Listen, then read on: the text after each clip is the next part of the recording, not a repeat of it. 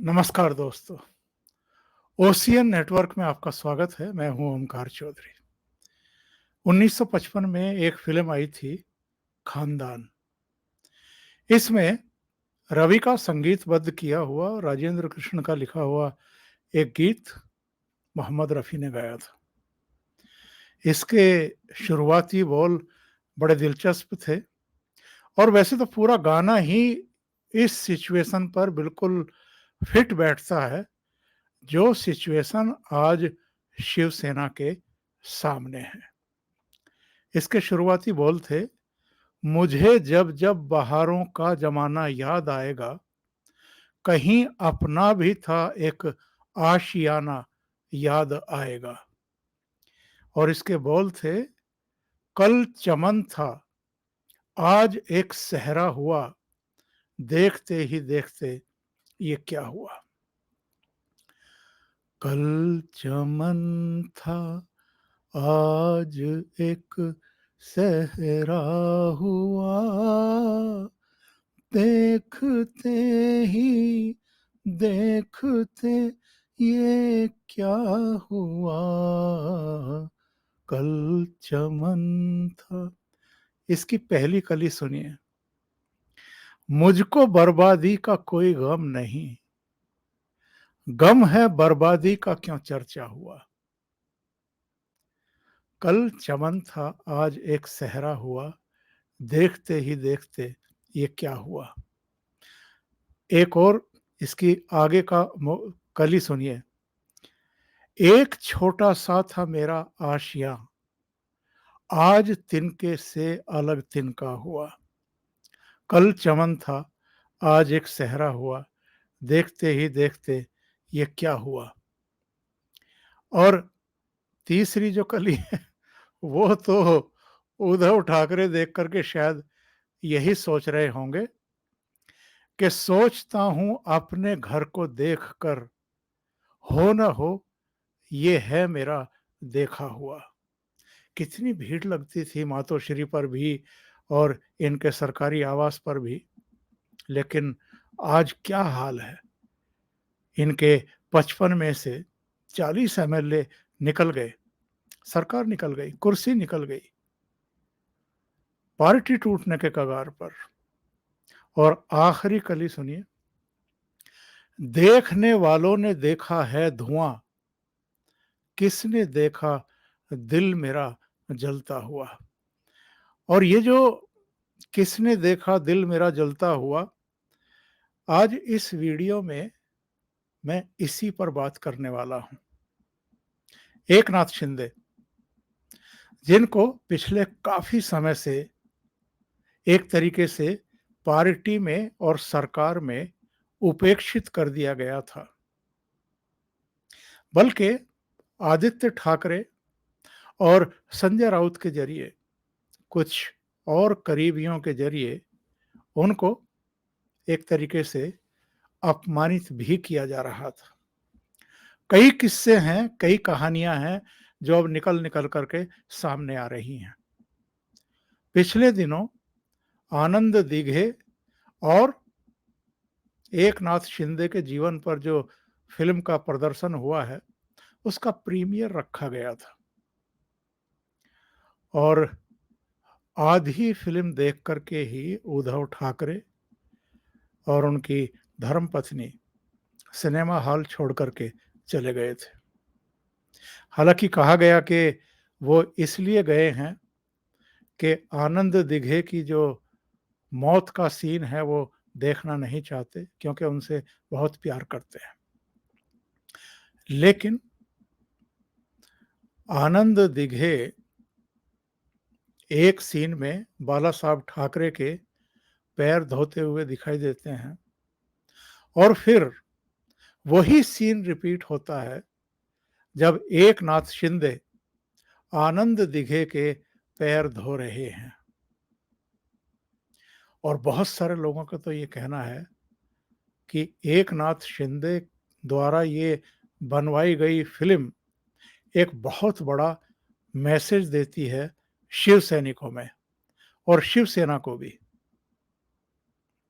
और इन चीज़ों को शायद पचा नहीं पाए और उद्धव ठाकरे उठ कर के चले गए थे। एक और किस्सा इस समय महाराष्ट्र के सत्ता के गलियारों में तैर रहा है। चूँकि अब नगर महापालिकाओं के, नगर निगम, नगर परिषदों के चुनाव की तैयारियां चल रही हैं।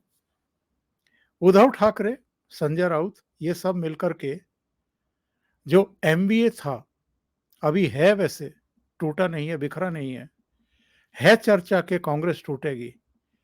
लेकिन ये लोग इसी राय के थे कि जहां-जहां दूसरी पार्टियों का भी प्रभाव है, वहां उनके साथ ही मिलकर के चुनाव लड़ा जाए।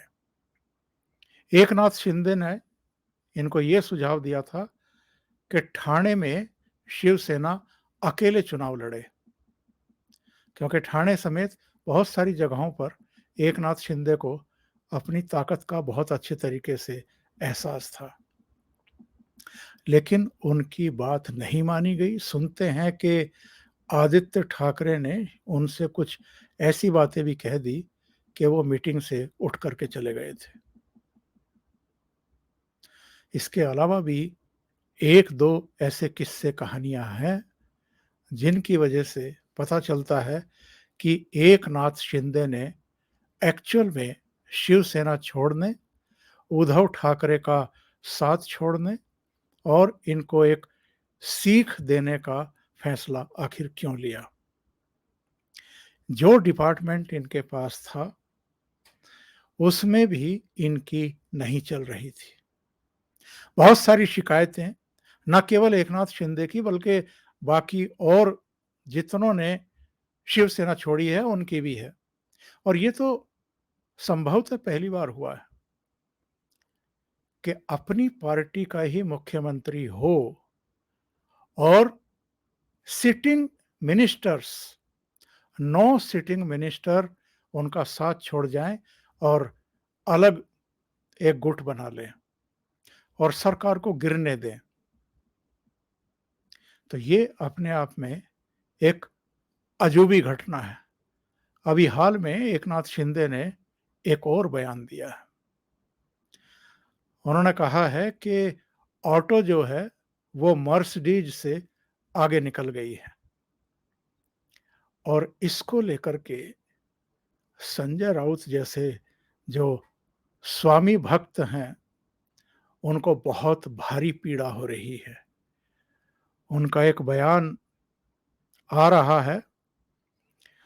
वैसे तो एकनाथ शिंदे और बाकी विधायकों के प्रति क्या-क्या बयान नहीं दिए हैं संजय राउत ने।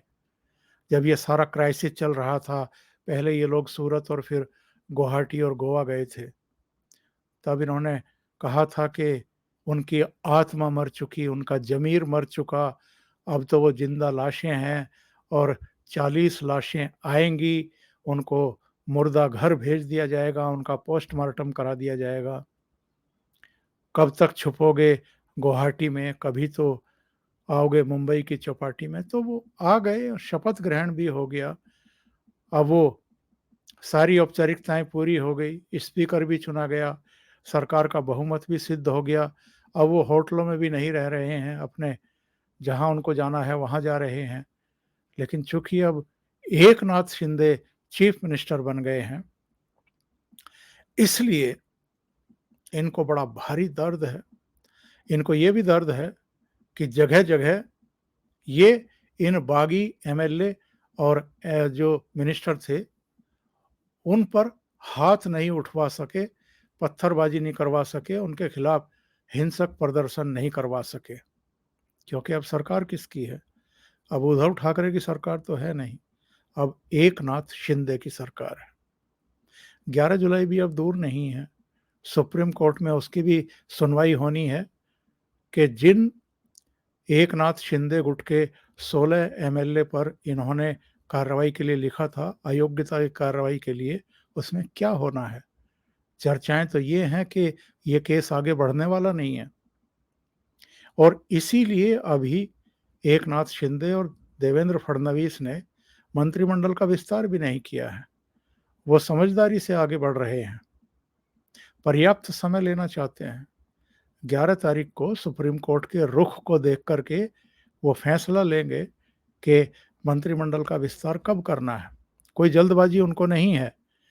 लेकिन संजय राउत जो हैं वो इधर फिर से निशाना साध रहे हैं मौजूदा मुख्यमंत्री एकनाथ शिंदे पर। रत्नागिरी में थे, मीडिया से बात कर रहे थे, कह रहे थे कि ये मेरे जीवन का सबसे बड़ा पाप है। अगर मैंने शिवसेना प्रमुख बाला साहब ठाकरे को नहीं बताया होता तो एकनाथ शिंदे को विधायक का टिकट नहीं मिलता, पद नहीं मिलता। शिंदे सदन के नेता थे और मैं संपर्क अधिकारी था। बाला साहब ठाकरे ने सतीश प्रधान को नामित किया था, लेकिन मैंने बाला साहब से अनुरोध किया और फिर बाला साहब ने एकनाथ शिंदे को नामित किया। संजय राउत ने कहा कि एकनाथ शिंदे को अपने माता पिता की कसम खानी चाहिए कि ये सच है या नहीं है। इनको माता पिता बहुत याद आते हैं। एक बार जब ये चर्चा चली थी कि जो बागी गुट है वो अपनी पार्टी का नाम शिवसेना बाला साहेब रखने जा रहे हैं, तो इन्होंने उद्धव ठाकरे के जरिए मीडिया में आकर के ये कहा कि उद्धव ठाकरे ने कार्यकारिणी की मीटिंग में ये कहा है कि हमारे बाप के नाम का उपयोग दुरुपयोग ना करें। अगर उनको यूज करना है तो अपने बाप का के नाम का यूज करें। तो अब चूंकि हालत खराब है, एकनाथ शिंदे अब इनको खरी खरी सुना रहे हैं डायरेक्ट इनडायरेक्ट वे में। ये अपने आप में एक बड़ा कमेंट है उनकी तरफ से कि ऑटो जो है वो मर्सिडीज से आगे निकल गई है। आपको ये तो पता ही होगा कि ठाणे में पहले शुरुआती दिनों में एकनाथ शिंदे ऑटो चलाते थे, अपने परिवार का गुजर बसर करते थे। राजनीति में बाद में आए, बहुत संघर्ष किया। उनका डिटेल इंटरव्यू अभी हाल में एक टेलीविजन चैनल पर आया है और कई बार अपने परिवार के संघर्ष को याद करते हुए वो रुआंसा भी हुए हैं और रो भी पड़े हैं। सदन में भी रो पड़े थे एक बार जब उन्होंने कहा कि मैंने अपनी आंखों के सामने अपने 2 बच्चों को डूबते हुए देखा था। लेकिन अब हालत क्या है शिवसेना की? संजय राउत की भी, आदित्य ठाकरे की भी, उद्धव ठाकरे की भी एकनाथ शिंदे ने चील बना दी है, फिरकी बना दी है। जो 2.5 साल तक ऑनलाइन चीफ मिनिस्टर के तौर पर ही चर्चित रहे, बदनाम हुए, शिवसेना टूटने के बाद अब इनके सामने ये चुनौती है और सामने महापालिकाओं के चुनाव भी हैं कि अब पार्टी को फिर से कैसे खड़ा करें और कैसे बचाएं, लोगों का विश्वास कैसे जीतें। अभी के लिए इतना ही। बहुत बहुत धन्यवाद। अगर आपको ये चैनल और इसके कंटेंट पसंद आ रहे हैं तो लाइक करें, कमेंट करें, वीडियो को शेयर भी करें। अभी तक अगर आपने ये चैनल सब्सक्राइब नहीं किया है तो सब्सक्राइब कर लें और साथ में लगे बेल आइकॉन को दबा दें ताकि आगे आने वाले वीडियो और इनके नोटिफिकेशन आप तक पहुंचते रहें। बहुत बहुत धन्यवाद। नमस्कार।